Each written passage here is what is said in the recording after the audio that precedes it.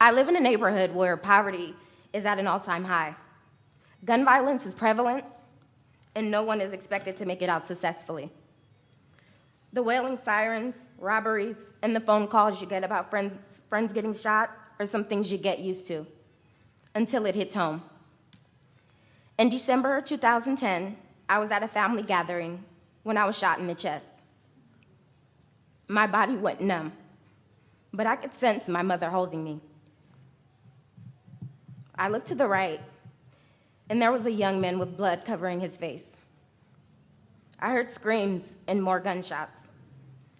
I was rushed to the hospital where I learned the bullet came within inches from puncturing my lung. I was lucky to still be alive. I wasn't lucky, I was blessed. I recovered quickly, but fell behind in school. I struggled to keep up, but refused to allow this to hold me back. I stayed late to complete assignments whenever needed. To make matters worse, I lost my brother Elijah to gun violence. Excuse me. We had just gone to prom together. I was getting ready to graduate, and within the blink of an eye, his life was taken. Emotionally, I was drained. I needed an outlet. I was surrounded by so much negativity. I knew there had to be more to life than Bayview Hunters Point. I realized that the negative atmosphere that I lived in was getting the best of me. I had to make a change. I knew I could do better. I just needed the motivation. That's when I remembered Year Up. Year Up couldn't have accepted me at a better time. The interview process was rigorous, which I later found to be a test of my commitment and how much I wanted to be a part of the Year Up community. I quickly adapted to Year Up's strict professional culture. Orientation week was most memorable, and we all shared our stories. Angelique shared the struggles with her mother and how she needed this opportunity to better herself so she could be the best role model for her younger sister. Some spoke of losing their mothers, being homeless, stereotyped, and other obstacles they confronted. We all came from different walks of life, but we united for the same purpose, to change our lives. As time passed, I noticed changes within myself as well as my colleagues. We worked to maintain positive attitudes and develop a strong work ethic. I gave Matthew a call every morning at 6 a.m., texted Shamari to make sure he remembered to check his email daily, and reminded Mohammed to keep an open face. It was all about support. As a community, we made sure we put our best foot forward. We took advantage of any extra learning experiences we could. One Friday, Allie, my business communications instructor, delivered the exciting news that I was chosen to introduce our guest speaker, Christy Wilson, who works at Splunk. She told me a funny story about how the last student was nervous to introduce her and replaced her last name with her company's name. I laughed because the names sounded nothing alike. When it was time for me to introduce Christy, I proudly announced, "Let's stand and welcome Christy Splunk."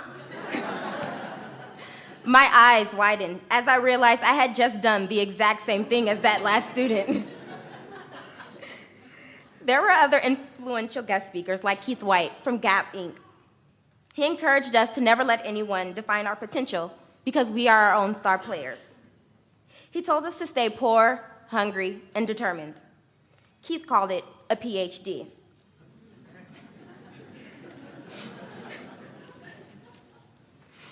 My PhD has now given me the technical skills that I thought would be impossible to learn. I am a young professional ready to enter the workforce. I would like to thank the Taproot Foundation for such a great internship experience. My manager, Meg Van Wagner, always made sure she was available if I needed help or if I just wanted to laugh. She encouraged me to step outside of my comfort zone. Thank you to Chris Carmichael for always being so supportive and never judging me. You are one of the reasons I didn't give up and worked harder to keep my spot at Year Up. To my parents, if it weren't for you today, I wouldn't be here. Thank you for always loving me and giving me the strength to keep going. It is because of you that I am so determined to succeed. It is because of you that I've weathered so many storms. Today, I don't mind sharing my story because I'm not ashamed of what I've been through. If my life and my story can impact one person, then I've done my job. My future is headed in the right direction. Mistakes are inevitable. It's not how hard you fall, but it's the recovery and how you get back up that determines your character. Class 11, this is only the beginning. Stay motivated and always remember to work hard and have fun. Never give up on yourself and appreciate life and all that comes with it, the good and the bad. Remember the connections we've built. I want to thank everyone for giving me this opportunity. Class 11, keep your PhD. Stay poor, hungry, and determined.